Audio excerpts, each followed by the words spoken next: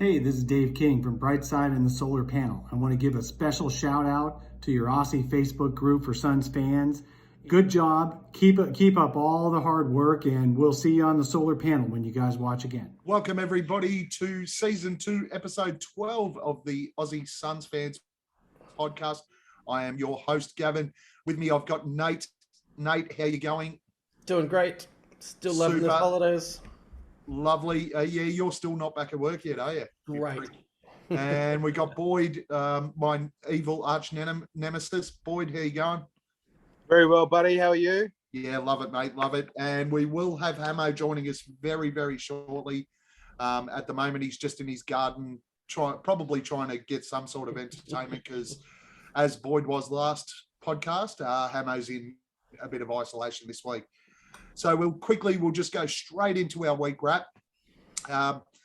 4 games since our last podcast. The first one, Boston was an L, 108 to 123, booked 22 points, 6 rebounds, and CP3 8 assists.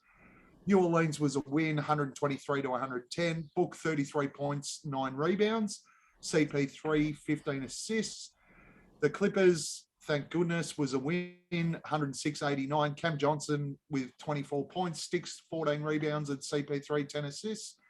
And, of course, our last game was a shocker against Miami, 100 to 123. Booked 26 points, 8 and 8 rebounds, CP3 7 assists. And Boyd, not worried about Duncan and Herro. They are flakes. And they ripped us to fucking shreds. Nate, how'd you see the week? Look, for the best part, I enjoyed it. I went to the Wing House in the city, which is probably one of the better sports bars around here to go watch stuff. The 2 games I saw there were both wins. That's good. But that Heat game yesterday, it's just I wasn't able to watch the whole thing. I was checking in on my phone because I was off to the Bullets game, and I was watching it at the pub before the Bullets game, and every time I looked, we're 20 points down. And I'd watch for a while. We didn't go anywhere, 20 points. And then I was like, wow. I kind of wanted to watch it back just to see Jay Crowder's impact because his box line was really good on a return. Not so much the points, but just his overall contribution. I want to watch it back to see his overall contribution, but also don't want to watch that game again. Yes, totally understandable. Boyd, how did you see the week? Yeah, look, I missed most of that Celtics game, unfortunately. I can't remember what it was for, but I fucking did. And I didn't get to see. Oh yeah, that was the New Year's Day. Yeah, I know why. There's a reason for that. Yeah, so I missed out on my boy Horford, unfortunately, but I'm glad I didn't watch it, given the outcome. You know, I thought we bounced back really well, as we always do after a loss. Easy work of the Clippers and the Pelicans. Fucking Miami. And, Gav, I can't argue. I called them guys flakes, and they didn't play like flakes. Duncan and Herro. They played they had an they destroyed us from the perimeter and absolutely broke my heart. I watched that whole game. I really struggled to, though. It was upsetting. But we're going to get into it. Yeah, it wasn't a great game to sit back and watch, and I was the same. I mean, I did get up and watch the Boston game. I got to halftime and went, fuck this, I'm going to bed. Got back up and watched the second half. Probably shouldn't have wasted my time. Deliberately tried to avoid all spoilers and all that sort of fun stuff. But, yeah, it wasn't great. New Orleans was a fairly standard game. Book was great. Pretty close to a triple-double, I think. And I think, did CP3 have a triple-double in that one or the Clippers game? He had a triple-double in one of those two. It was the Pelicans game. Yeah, it might have been the Pelicans game. The Clippers game, it's always good to beat the Clippers. They're a disgrace, so that was fun. And Miami was, we just had one of those games. We played poorly. They got over the top of us early, in particular in that first half. They didn't shoot a lot of threes in the second half. I thought they chased us off the three-point line really well. But I also thought that the guys that came back from COVID were a little bit flat. The one thing that really frustrated me about that game was we just did not use DeAndre Ayton until the last quarter, which was really, really strange to me. And when we finally did start using him, I think we came back from 26 down and got within almost 12 and had a 3-pointer that would have brought it back under double digits and just rimmed out. It might have been Cam Johnson who missed that one. But disappointing after that. They got another run on, and the referees in that game were questionable at best. So just on that Miami game, mate, like I mentioned before we started, we shot 38% overall field goal, and we shot 41% from the 3-point line. It wasn't that bad. It was pretty good. So the rest of our shots were just poor. Bad shot selection.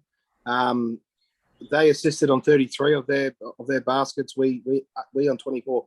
This year we've been passing the ball around and really sharing it around well. Our assist rate's been a lot higher than that. We out assist other teams and we out rebound them. And they're the two things that we didn't do. We didn't move the pill, and we didn't clean the glass. So yeah, that's going to happen when you come, especially when you're coming across a team with a bit of spunk and shooting a 3 ball like that. That's fucking. And I think our ball protection in that game was really, really poor. What did we have? 15 turnovers.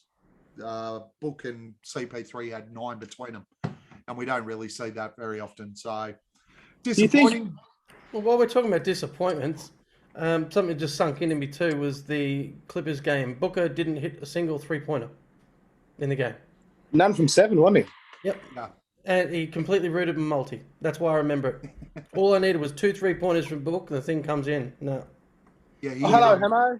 He also stuffed my multi in that game as well, but dominated nonetheless. And everybody, welcome back, Hammo. We've missed him from the last couple of pods, and he's here now. How you going, bud? Yeah, good guys. Look, I'm so sorry. It's been a pretty hectic couple of weeks. Yeah, thanks very much for everyone for taking care of business. But yeah, no, it's awesome to be back. Awesome to be back. How we doing, guys? Good, mate. Great to have you here too. We're just wrapping up our week. So, Hammo, any of the games that you saw this week? Quick couple of comments. So we had Boston on New Year's Day, New Orleans with a win, Clippers with a win, and obviously the Miami trash. Yeah, I don't remember playing Miami. When was that? I didn't see that. No, I didn't see it. Well, you fortunately didn't miss much. No, that game didn't happen for sure. He saw it all right. We had to fucking look at his posts on the Facebook chat. Yeah, no, that game didn't happen. But basically, yeah, I do like our 10-day odd signing of Big Busy. I think Boyd nicknamed him Big Busy. Big Busy. No, Big that's Busy. the business. Yeah, that's like, it's shit but exciting times right now in terms of the the health and safety protocols and everything else that's going on in the league. But it's a chance to get to see people like Big Busy and Sticks, and yeah, no, it's been interesting. That's all I can say. Honestly, before we get into the next segment, I can't believe the business wasn't on an NBA list anyway. I was pretty shocked too. We're talking about Paris, right? Paris Bass. Yeah. Is that what we're talking about? No, the business, man. The business? Big Busy. Big Busy. Matt Colombo. The business. The biz. I was going to say something to inconsistency with something Boyd said off camera, but I'm going to let it go. The disappointing news that did come out of today, following up from the disappointing stuff from yesterday, is that Abdul Nader is out of health and safety protocols. Oh, no. So that means there's going to be some Abdul Nader love coming up in the next couple of weeks from Monty. Oh, who doesn't love Abdul Nader? All right, we will move into the next segment, which is our MVP of the week. Again, I haven't put any names down. We're just going to throw it out there, and we will start with Hammo. You've showed up. You've done no research, so I'm going to put you on the spot. Who's your MVP this week? Look, I really like Jalen Smith. Big surprise. Sticks. Did you see? So did you watch any of the Miami game? Possibly the first half. So you watched the first half and you're still nominating Sticks. Yes. Okay, interesting. And here's the reason why. Here's the Okay. reason why. DA's been out, COVID, God bless him. McGee, same thing, cotton socks. And Sticks has had the opportunity to step up and show everyone, including a lot of haters like some of us, that he can actually do it. And like everyone's entitled to a bad game or two. But I think Sticks stepped up and did quite well considering it was like that and he got put into the starting lineup. Fair enough. Boyd, MVP of the week. Cam J, baby. Cam J. I think by far the most consistent player this week. I think his numbers, especially offensively, he's pretty solid defensively all the time. But I think 15, 18, 24, and yeah, all the 12. I don't think it's, I I was don't going think to he say, scored. did you watch the Miami game? I did watch the Miami game. Again, there wasn't many people really that stood out. That game. This Miami game never happened. But yeah, no, Cam J, by far, yeah, I think he was a standout. Overall, by far, Solid nomination. Nate. I'm going to keep it nice and brief. CP3, Mr. Consistency. Solid throughout. Enough said. Yeah, he had a triple-double this week. Hit the assists. Scored pretty well. Had a pretty solid week. We had one really poor game from this bloke, but Devin Booker was our best player again this week. He Clearly didn't basically catch you a multi. carried us against. Gav, did you carried see us the against Miami game? Yeah, Devin Booker was the only bloke who actually did anything against Miami. Carried us against Miami when we were terrible.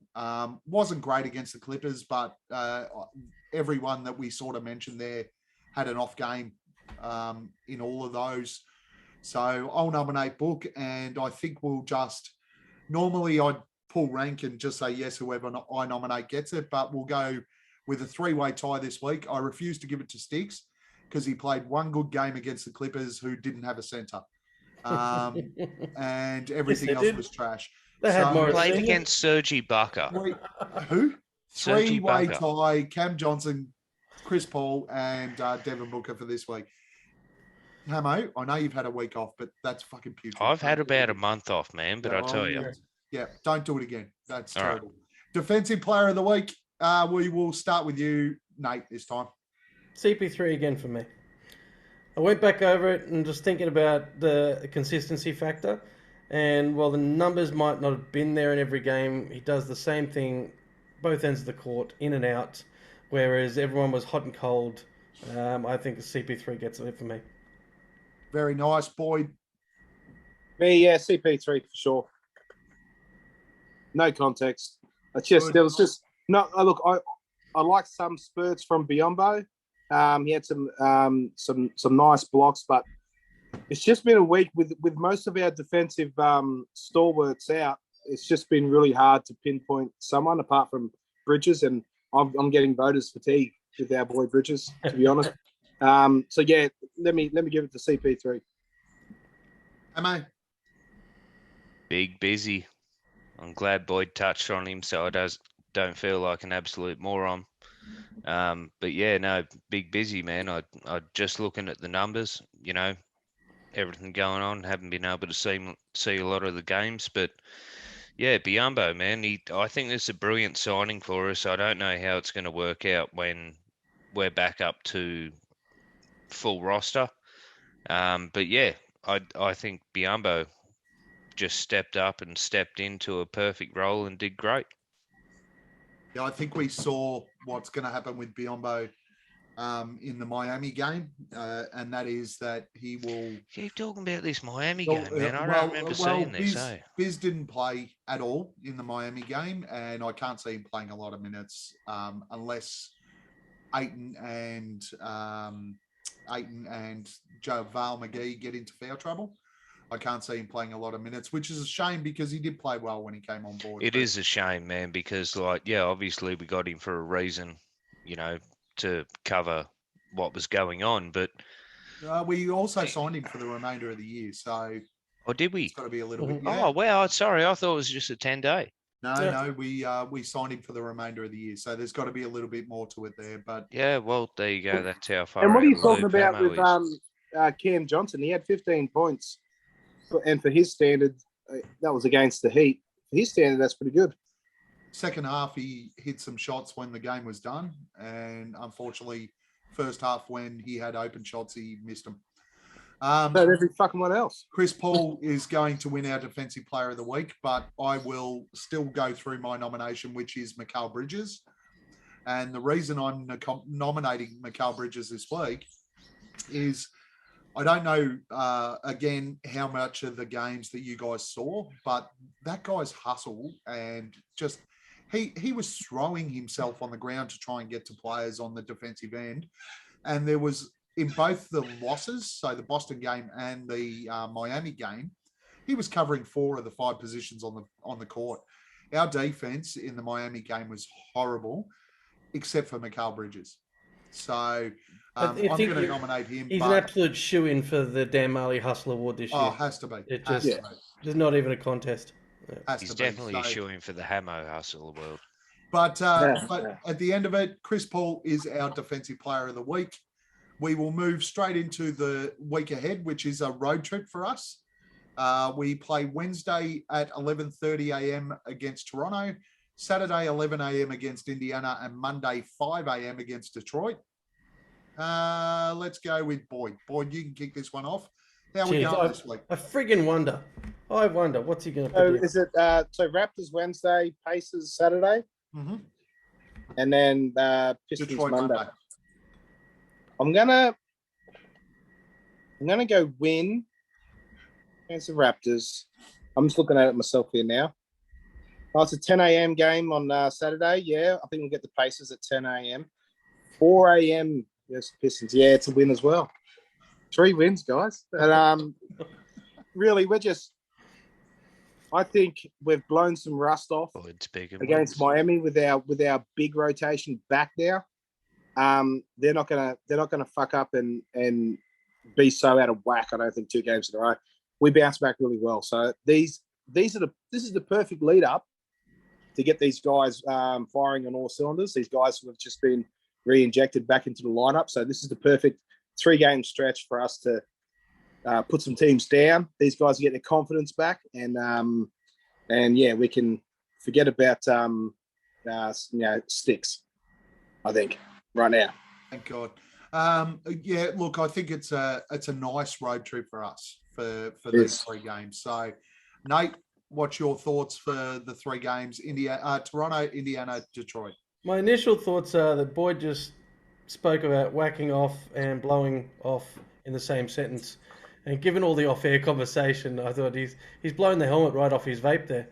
But as far as the next 3 games go, I'm gonna upset the apple cart here, and I reckon we've got a loss coming up against the Raptors, and then I reckon we get the wins against the Pacers and the Pistons. I don't think the team is back to where it should be. The rotations are still going to be out of whack a bit with that many players being on 10-day contracts and 3 and 4 players being out, and then those minutes being readjusting. I just think there's probably another game where that needs to get fixed, and I don't know if the one against the Raptors is where that's going to happen. I'd love to be wrong, but let's be honest, I'm going for 1 loss, 2 wins. Fair enough. Hammo, what's your thoughts there? Looks like you're sitting in the dark, but what's your thoughts? No, I'm trying to get me light sorted. OnlyFans, Look, this is going to be really funny, but I'm going with Boyd. 3 wins. Yeah, I mean, 10 a.m., 4 a.m., 10:30 a.m. It all just really points to W's, doesn't it? That's the 10 a.m. That's it. That's why it's a W. I love it. W. Okay, so I think we'll beat Toronto mainly off the back of exactly what Boyd said. We 10 a.m. game. no, not the 10 a.m. game. The fact that after a loss, we bounce back really, really strong. The side, it's probably one of the things I love about our side at the moment is they take a loss personally and they bounce back really, really hard. So I think we'll get Toronto. I think we may lose Indiana. How? Oh, really? Lance Why? Stevenson's going to score 40. I'm waiting for the start. I just think middle Sykes of is fun, isn't he? It's like watching Isaiah Thomas without the hatred. It's like... middle of a road trip. We tend to, I think everyone tends to drop a game in the road trip. And I don't think, well, I know Detroit not that good. So I'm probably the one. I'm going to put the Indiana game down as a loss.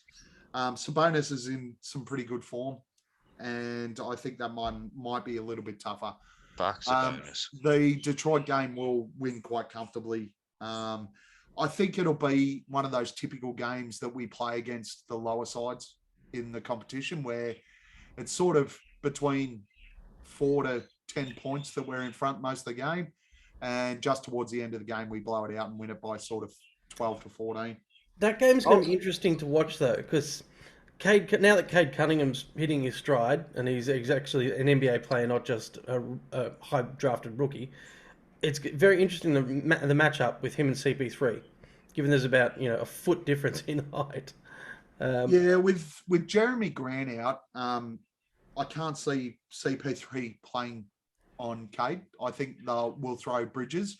I mean, look, Bridges played on Kyle Lowry the other day, so I can generally CP3 gets the third, maybe even the small forward on the court, and just sort of cruises around. So he loves shooting over taller dudes. Yeah, they switch the offense for that. I'm talking more defensively. So I can't see CP3 sort of running around after Cade Cunningham on the day. He generally doesn't play defense on the guys that are ball centric. So I could see him sort of playing off the ball, maybe even like a Saddiq Bey, something like that, CP3. So it'll be interesting. He did start on, who was the guy from Miami that's shooting pretty good threes at the moment? And might be Tyler Herro. Started. Strauss. Oh, Max Strauss. So yeah. CP3 started on Strauss the other day and sort of played defense on him. I could see a similar matchup with Saddiq Bey. So, I'll say all these three games will be wins by 10 or more, 11 plus or whatever the betting line is. They're just look at that fucking 10:30, 10 a.m., 4 a.m. You really, it's right there in black and white, guys. It's 11:30, 11 a.m. I don't understand the reference with the time that they're Get playing, your times but right, mate. Get your times. Any time of the day, man. We got them. 11 either plus. way, 4, it sounds like boys It'll be in nice, charge of the multi this especially, week. especially after the Miami game. It'll be nice to see us bounce back and win all three of these quite easily. All right, we are going to move into thumbs up, thumbs down. Generally takes up most of our time. We have 1, 2, 3, 4, 5 topics today. This is Hammo's first crack at thumbs up, thumbs down. I have been biting at the bit. How are your thumbs going? They ready to go, Hammo? Yeah, they're great. All right. Make sure that you also vocalize your vote for those that are listening at home on Spotify. Can do. Our first topic, will Devin Booker be classed as the greatest son of all time before the end of this contract? Hammo. Oh, Jesus. No discussion. It's thumbs up, thumbs down. That's a down. You need to vocalize it, Hammo. What do you say? That's a down. Sorry, guys. Thumbs down. Boyd. Thumbs up. Thanks for vocalizing that, Boyd.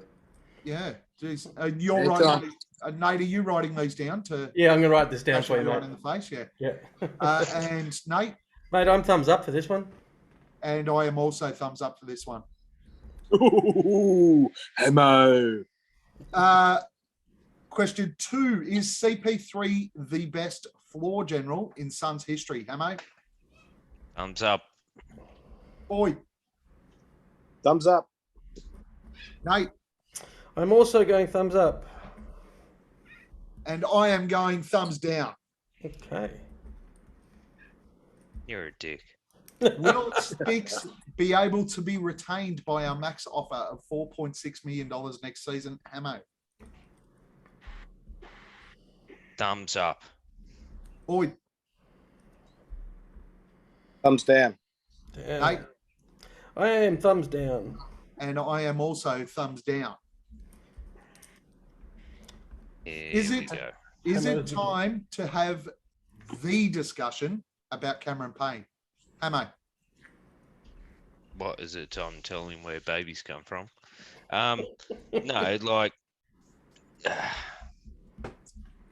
Circumcised. thumbs up. Boyd? Thumbs down. Nate? Thumbs down. And I am thumbs up. And our final question, will our rebounding weakness expose us come playoffs basketball? Nate, Hammo? Thumbs down. Boyd? Thumbs down. Nate? Thumbs up. And I am also thumbs up. All right. And Good we will now decisions. hand this back over to you, Nate. Let's go through these. All right. You want to read back the first statement? Yeah, I sure will. Will Devin Booker be classed as the greatest son of all time before the end of this contract? So myself, Boyd, and you, Gav, all agreed thumbs up. Hammo, you're a dick. Explain yourself. What's he got left on this contract? 3 years. 3? Yeah? No, not by the end of this contract. By the end of the next one. Yes. So You're a dick. who's still ahead of him? Who's at the ahead end of of him? this contract? Is it about who's currently playing or who's the better who's son the- of all who's the time? greatest all son? time. All time. Who's the greatest son of all time right now? Look, if we all jump on Book now and say Book, then we're going to curse it.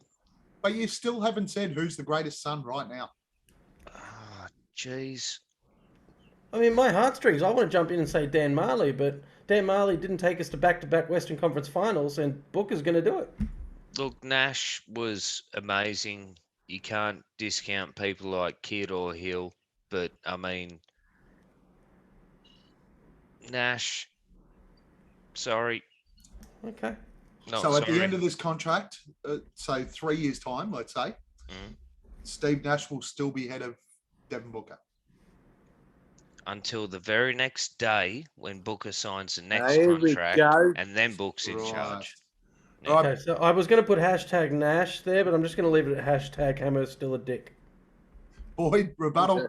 Hashtag Rebuttal. fuck cricket.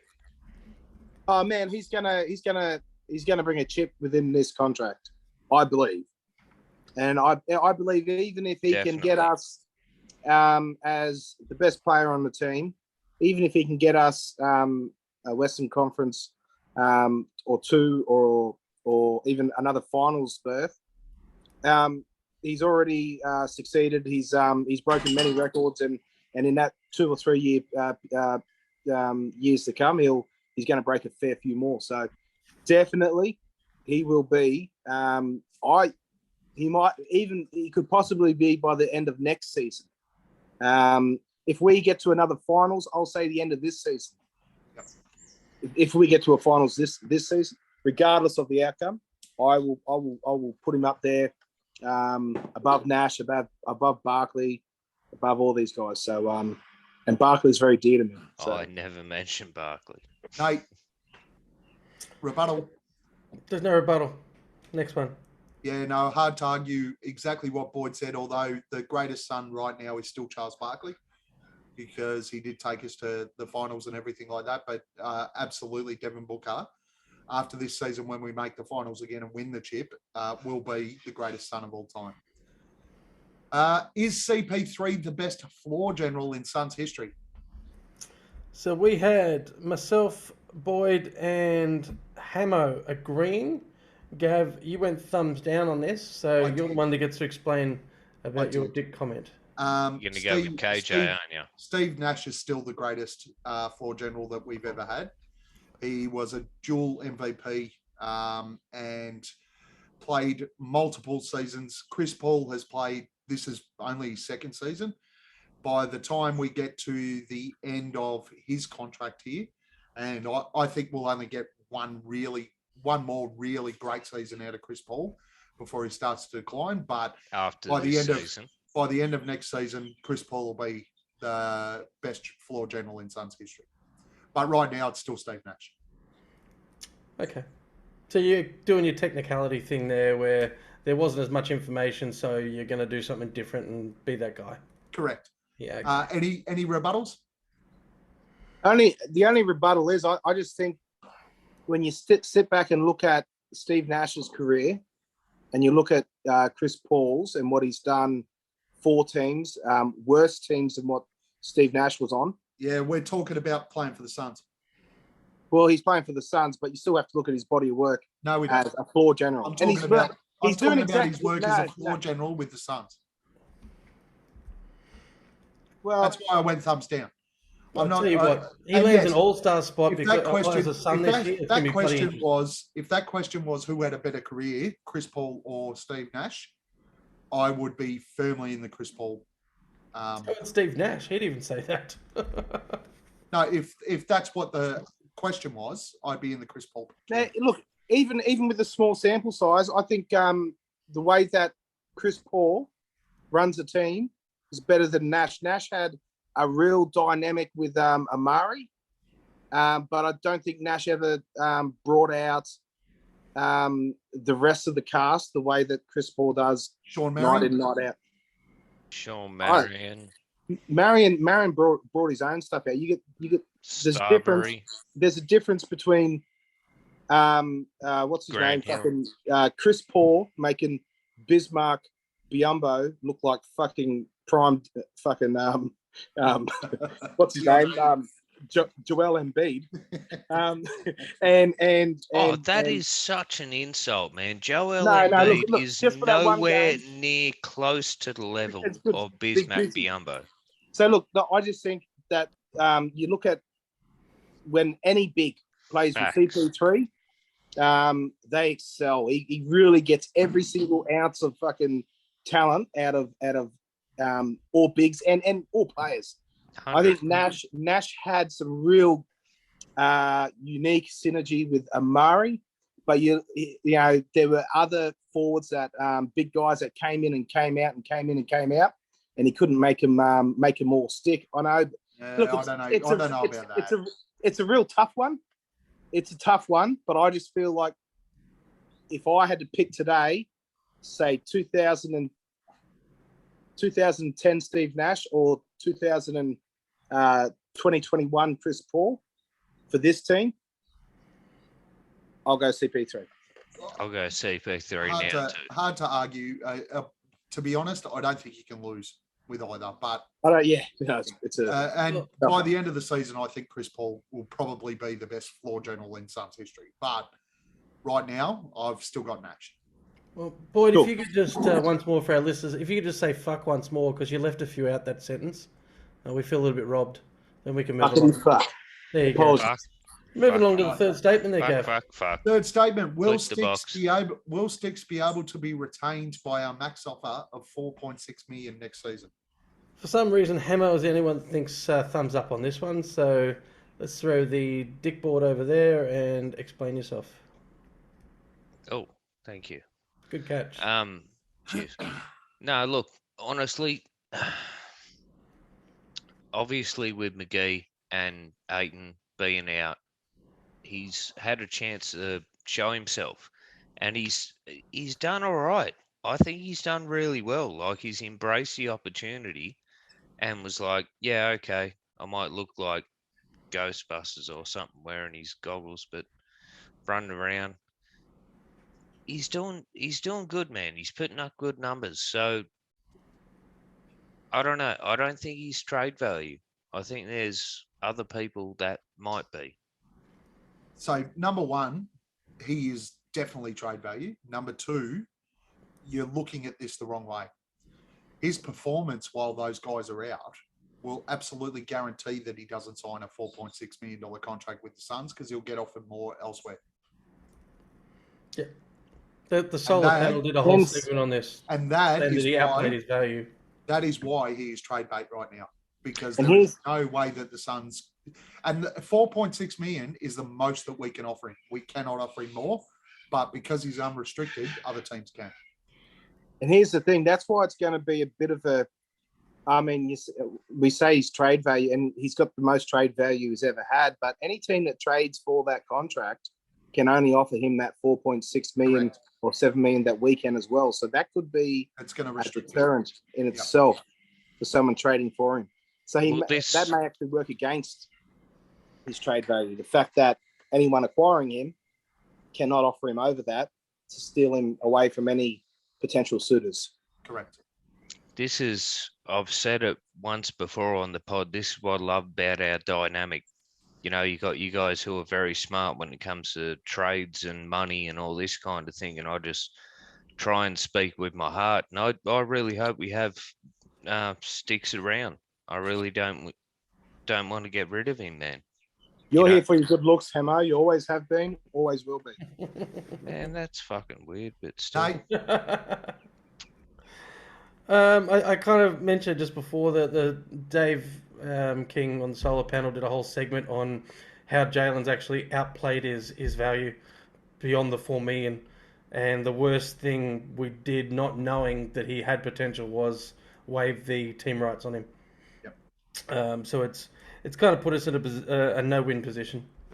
But, you know. I think the Suns always saw that potential in him to start with, never really gave him enough burn, and then thought, well, shit, if we're going to be able to trade him, no one's going to want that extra year for 5 million or what, 4.7 million. No one's going to want that option picked up. He's going to be easier to trade if we don't do that. And it's blown up in our faces a little bit. And then COVID came. Hang on. Question within a question. Who do we keep? Smith, Biombo? No, well, we're in a position where we're going. Look, we can't trade Biombo. We've just signed him to a full year contract. No, we can't trade him. But so we're going to keep him. We're going to keep Biombo, and he's happy. He's happy to play that third string behind McGee.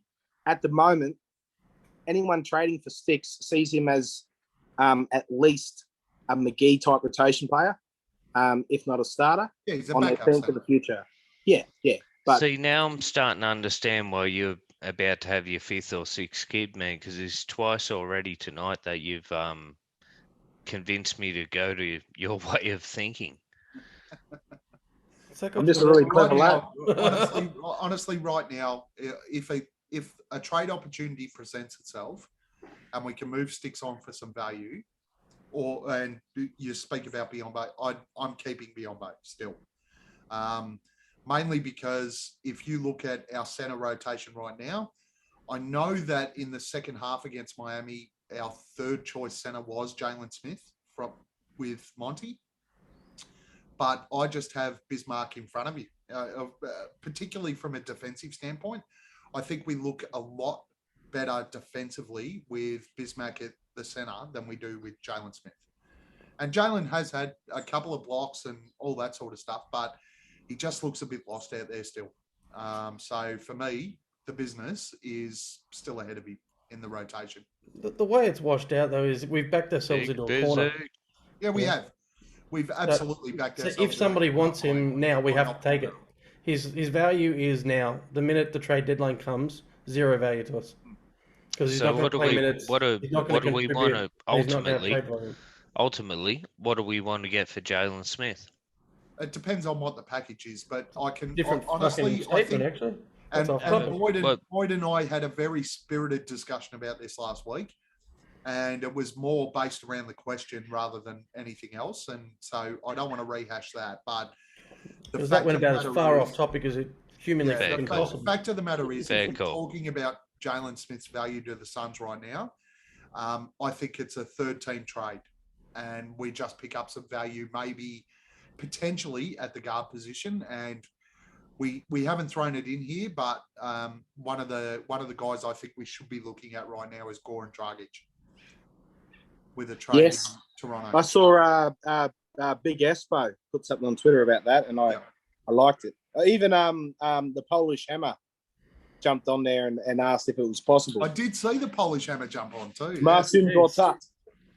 He's still around, huh? Yeah, Marcin Yeah. wants Goran back in Phoenix. Love me some Polish Hammer. Where's Marson playing? Last time I seen him, he No, was he's in retired. Washington. He's retired. He's well out of the NBA. Yeah. We've All got right, two more let's go on. statements. Next to both question. get on. Is it time to have the discussion about Cameron Payne? Right, so Boyd and myself went no. Hammo and you, Gav, went yes. Do you want to lead off with this, Hammo, or do you want me to? Oh, yeah, you go for it, man. I called at the start of the season that Cameron Payne would regress, and Cameron Payne has regressed. His backup minutes this year have not been solid enough, and they're leaving a significant gap in what he produced last season. The problem we have, and when we spoke about Goran Dragic before, is that we still, even with the regression, Cameron Payne is still our best option at backup point guard, and we really need to find another option right now. And I love Cam Payne. I love his passion. I love everything about what he gives to the Suns, but his performance right now is not going to take us as a backup to the NBA Finals again. See, I'm going to jump straight in and rebut this. We signed Cam Payne on the performance he gave us last year to a long-term deal in good faith. Now, if you look at the way he was playing last year, he looked like someone that was under CP3's tutelage.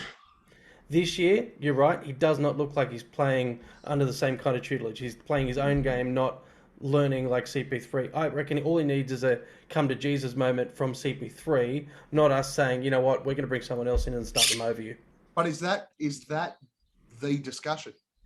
Well, the discussion is you're losing your spot, we're bringing someone else in. And I don't think that's necessary. Yeah, maybe just a sledgehammer chat. Yeah, fair call.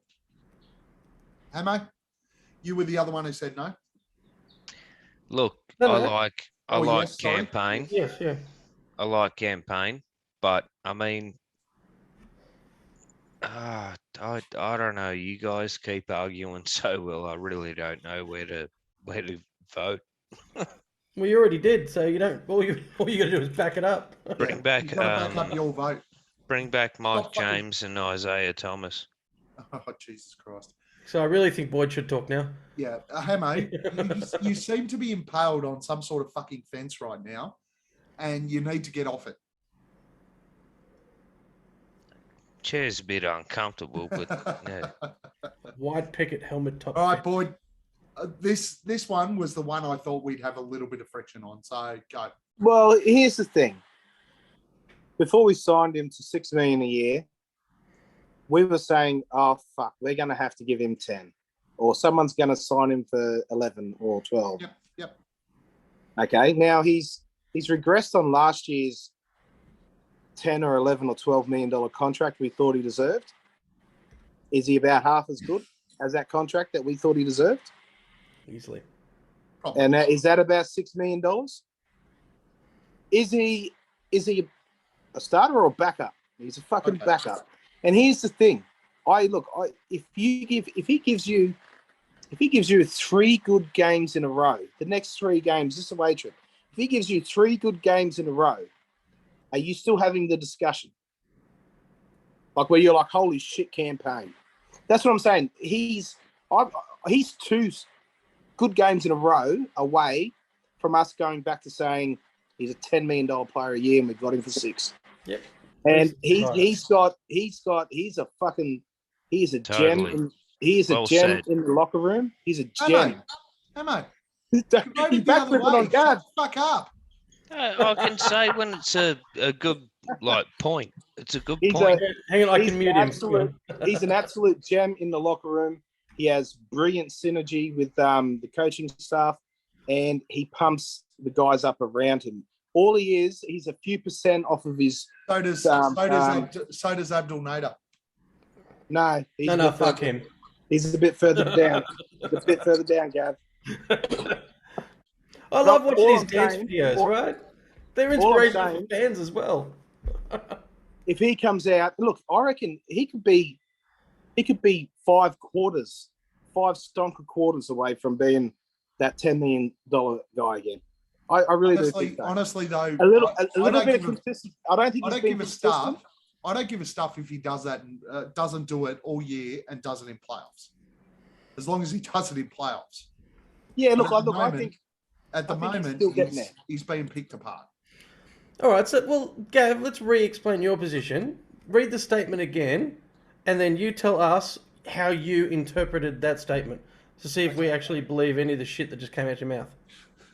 Is it time to have the discussion about Cameron Payne? So, the discussion underscore sounds the. very final. How the fuck did you interpret that? so my interpretation of that was: do we discuss looking at at bringing in a backup point guard that can go past Cameron Payne? Do we need to? Well, maybe first step is have the sledgehammer talk. Second is, do we look at bringing in someone like a Dragic who can come in off the bench and back Chris Paul up? Now hold it right there. If we're talking about Goran, that's a different ballpark. Goran's something different. We know what. Goran If we're bringing CP3 someone are in- totally a different game. Hold man. on. If we're bringing someone in to replace Cameron Payne, it needs I'm not to be... saying campaign. Hold I'm on, not saying hold on. campaign No, is no, untouchable. this is my call though, yeah? If we're bringing someone in, it needs to be someone who is above where Cameron Payne will be, which is why I keep mentioning Goran Dragic. Of course. Look, no one's saying that campaign is untouchable. Not saying that. Just don't have to have that discussion right now. I think he's going to be fine. I think he's going to play that backup role, similar to what he did last year in the playoffs. I reckon he'll get back to that. Gav, based on your interpretation, I would rephrase the statement, it's time to waive Elfrid Payton. Yeah, Elfrid Payton. That's a much better way of saying that, the way that you interpreted it. Elfrid Payton needs to just go far away. And he needs to take Abdul Nader with him. In the first couple of pods. Yes, I know, but I also changed it and said Landry Shamet.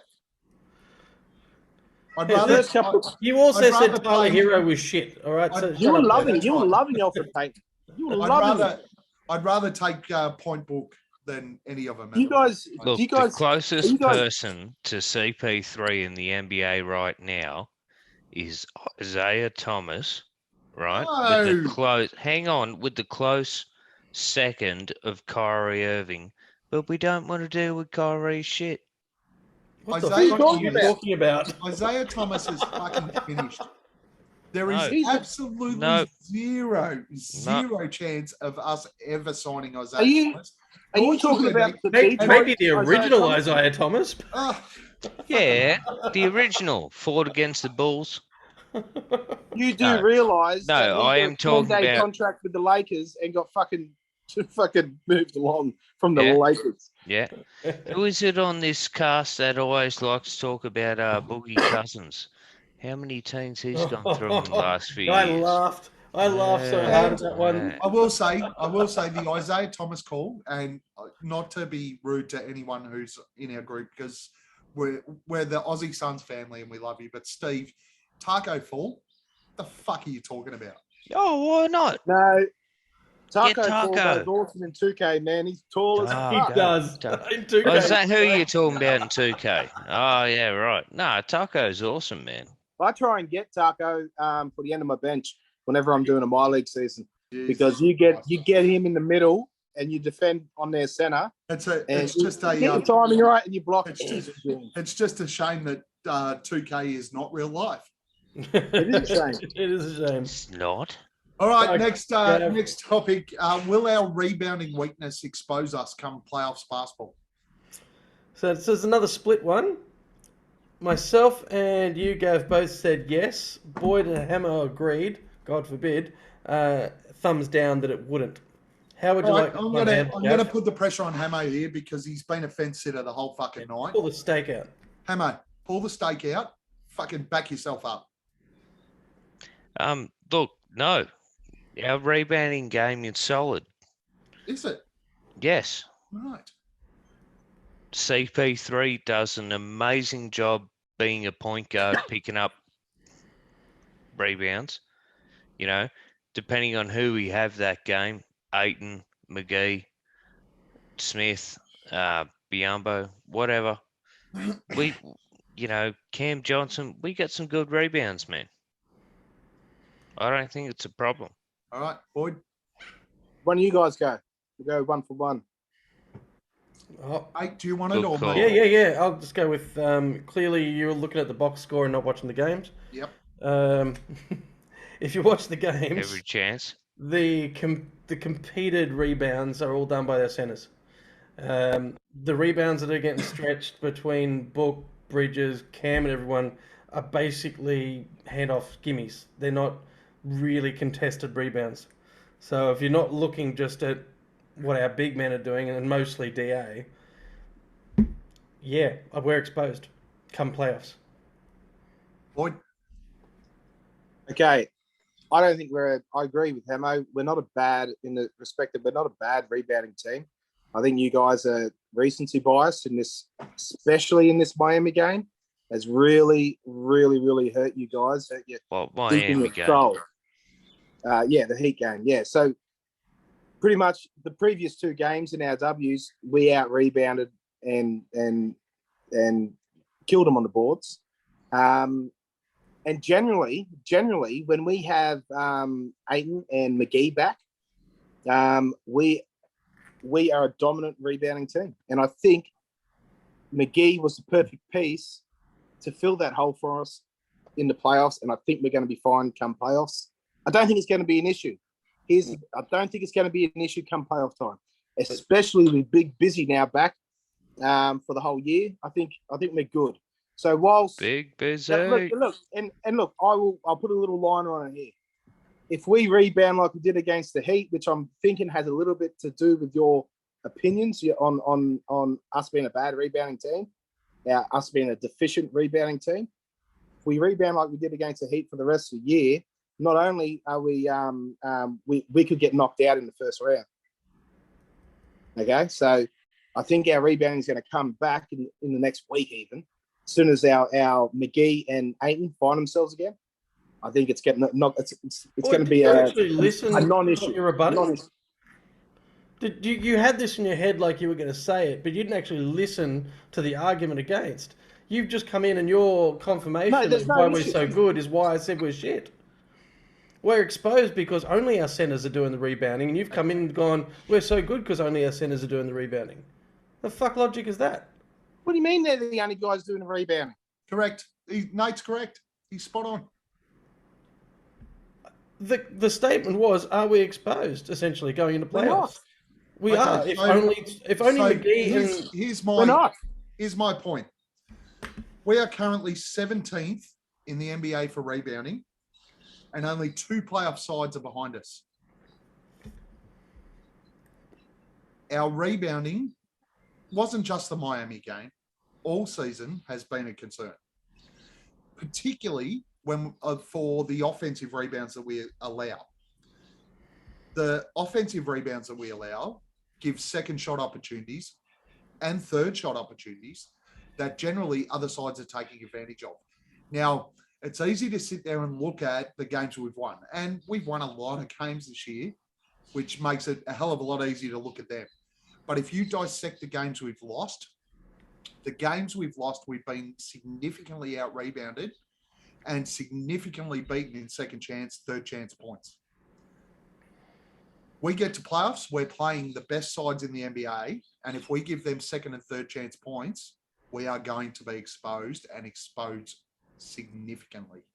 So you don't think McGee and Biombo are the answer? Biombo won't play, mate. And you nodded before when I said he won't play. Hey, I'm just saying he's a third string, right? So there could be an instance where he does. He's a depth piece. So, are you saying? So, what you're saying is that I we need disagree. to I move on to reckon McGee. Sticks would be the third string. No, he won't be. No, I don't think he will I be. don't Not see a- why not after not. He's trade putting deadline, up he won't bigger be. numbers. So, Putting no, up bigger hang on. numbers and big But It's busy. going to be Look, a problem. Come, reality is that both the argument from Nate and I is our centers rebound fine. Whereas our centers, our big guys, are as good a rebounders as any of the centers in the NBA. Mhm. The problem is everyone else. We do not rebound the ball well. you've is there? So you're writing us off I because didn't of write that. us off. Do you have a solution for The it? I mean, statement was do you- we're exposed. yeah. Do I have a solution to it? Yes, I do. What is it? Our players need to turn and crash the boards a Taco lot full. harder than what they do. And if you watch the last couple of games, we don't do that. We don't. And box what are out we well. doing instead of crashing the boards? We don't box out well, and we don't hit the boards hard. What are we doing instead of that? Generally, standing around and watching. I think we're getting back. Not a bad call. I'm talking about the biggest exposure point we have right now as a side in the win-loss column is our inability to rebound the ball on the defensive end. And you reckon it's from our wings? Absolutely, I do. I reckon Jay Crowder can single-handedly make a difference. He absolutely If can. he's a leader of Jay Crowder culture- does not rebound the ball enough. All he needs to do is change the way he performs, and you watch the other wings, like especially Cam and McHale, they'll change their behaviour if he leads the way. That's So there is a damn solution. good Well, call, number man. one, McHale doesn't Damn rebound the good ball. call. And there's a reason McHale doesn't rebound the ball, because he heavily plays on the guy controlling the ball. So he's not inside to rebound the ball. Cam And what are the Johnson- other guys? The Cam other Johnson's guys are got a getting back on lot better. defense. Cam Johnson's got a lot better at rebounding. Jay Crowder is a long, long way off from a rebounding perspective. He gets out rebounded by Devin Booker. Yep. Every game. He has been recently, yeah. I honestly, and you haven't convinced me a little bit because I'm a little bit stubborn. I just think our rebounding come playoffs will be fine, and I think that there's the way that McGee, and I'm saying from the center position alone, I think we're going to see a lot more big rebounding games from them two guys, McGee and Ayton, and I think Cam Johnson's picking up. He's going to pick up that slack a bit.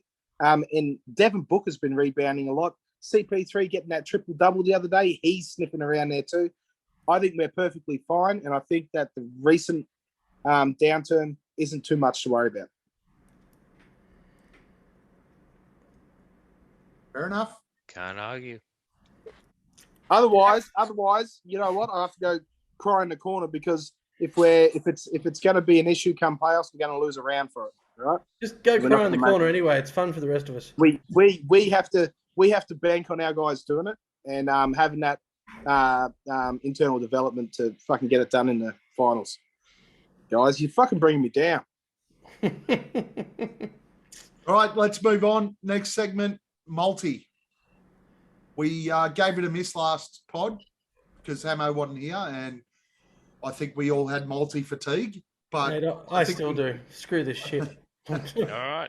Booker We need can't to hit 2 3-pointers. I don't want anything to do with a friggin' multi. Well, I just Fair call. during that week I won $440 on a multi. So Nice. I'm back. I'm up Nice. and about. Which game? Toronto, Indiana, Detroit. I think the Pacers game's going to be the most interesting one. Indiana. Yeah. I think that's where we'll get the most value. Yeah. Even though I think we'll lose. Okay, we're going with Indiana. Boyd, leg. 11 plus. All right. Hold on. Big win. 10 or 11 plus, whatever Laddies has. Big win. It's usually 11. And that's just for you, Gav. Big win. Fair You enough. campaign hating, fucking rebound, fucking hating Suns fan, you. I hope campaign hits a layup. Nate, Just one. Mate, if I could find the actual, if there was actually a column I could drop down in Ladbrokes for Booker for 0 3-pointers, I'd select that. Ooh. Otherwise, give a shit. I don't care. Just beat the fuckers. So much anger. That's where I'm at. It's a bit rough. So you're saying you got Booker for 3 or more threes? No, 0. 0 or less. Can you go the unders on that, Gav? No, come on. Do Mate, better. I honestly don't give a shit. I'm going to go with Boyd. Screw it. I'm going to double up on the 11 plus. Make that part of it. Can't put it in twice. Yes, you can. It's called emphasis. You take the $2 and you make it 4. There you go. You are turning into a pessimistic asshole. Yeah, he's Told on you, that. I'm done with the Fantano multi song. this week. I'm done. I'm not putting another multi on for a week. He's on. You don't He's on have the. to. You just have to give us one fucking leg. No, why would you want my opinion? I keep losing. Because I think So do we. most of the legs you've put on for ours have actually come up and won. Well, the only thing It's I feel mine that keep confident losing. throwing in there is rebounding from one of our amazing centres, which we just spent 10 minutes debating the sole reason we win. So So which one? pick Aiton for 8 plus. That's a nice, easy little stacker. There you go, Hammo. 8 plus rebounds. I will go. Oh, Indiana. I will go. Devin Booker 3 plus 3s. Oh, you fucking. I love that you went thumbs up on the deficient rebounding thing, and you just put your leg on rebounding for the Suns. I love you, mate. Not listen to my. That's twice you've not listened to my No, freaking well, argument. You can no, I don't care, mate. I don't care, mate. Listen to this back, and just hopefully your brain just goes, "Oh, that's me again." Oh, the wings are the wings. You are want the to go, problem. cunt? Sorry for keep circling back to the fact that the big men rebound and the wings do the rest. And that box is definitely ticked. Hammo, watch your leg. Oh, shit. I don't know, man. Let's do 11 plus for the Suns. No, Triple down. Go on on, put Cam down for 10 plus rebounds and blame Boyd. I was gonna do I think you can do it. Of course you CP3 do. 10 plus assists. 10 plus assists. Is it rose-coloured vape you've got there? Fuck me. Mate, I'm just a fan through and through. I bleed purple and orange, amongst other things. Multicoloured blood. Nice. All right, so we have Suns 11 plus, 8 plus rebounds, Devin Booker 3 plus 3s, and CP3 10 plus assists. Is that what you had? And if anyone watching the pod puts Cam Johnson down in their multi and he gets 10 boards, they're coming on the pod. Agree. There you go. Because it won't A wing- ever happen. A wing rebounding, not going to happen. Our wings don't rebound. Didn't we just not argue about Oh my 20 God. minutes on this? I'm being facetious. Facetious. Holy shit. You're being a massive dickhead. That's what you're doing. Apparently. Facetious. Oh my lord. Thumbs down of the day. Boyd. Hashtag facetious. Hashtag facetious. I didn't get to get in the other week, but I'm telling you what, I'm 100% with the hand. Hashtag cricket sucks. Thank fuck. Hashtag Suns are a great rebounding team. I'm going to put that one up somewhere. I'll jump on Twitter. Ask all your boys in America, see if they give you any shit for it. Hashtag cricket sucks. Let it go now, Hammo. Cricket is magnificent. It's fuck. The You know what? last Actually, game while we're Ashes off topic, I'm going to run with it for a bit. It's been a catch-22 at the Wing House this week because they've been opening up early for the Ashes, which meant I got to watch the start of the Suns game there rather than watching on League Pass, getting an Uber and going halfway there. but they've got the audio for the Ashes on. That's no boring friggin' audio to listen to while you're trying to watch a Suns game. Yeah, it's not great audio. Especially with the So- rain out.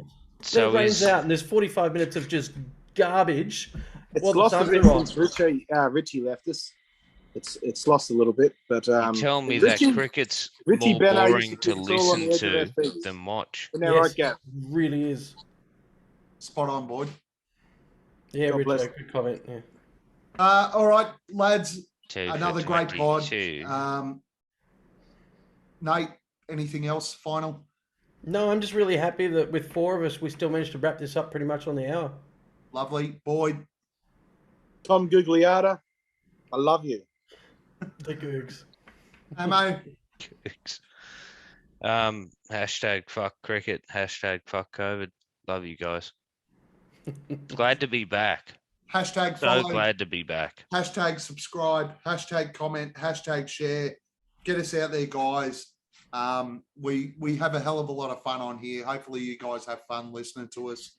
I know our last episode actually got quite a number of listens, so let's get it out there so that everyone else can listen. But if you listen or you don't, we don't really care because we have fun. So, It is. It's good time. at the end of the day, let's be honest, our wings don't rebound. We're a terrible rebound. And that's how No. we're going to lose the playoffs, guys. Just signing off. We're going to lose the playoffs And- because we're not a rebounding team. We Finally, don't rebound as a team. finally, You're fucked. probably a topic for next Monday, but Uh, Sticks is no good trading this week. James Jones, please. Thanks, guys. See you next week. thank you. Cheerio, guys. Ciao. Peace.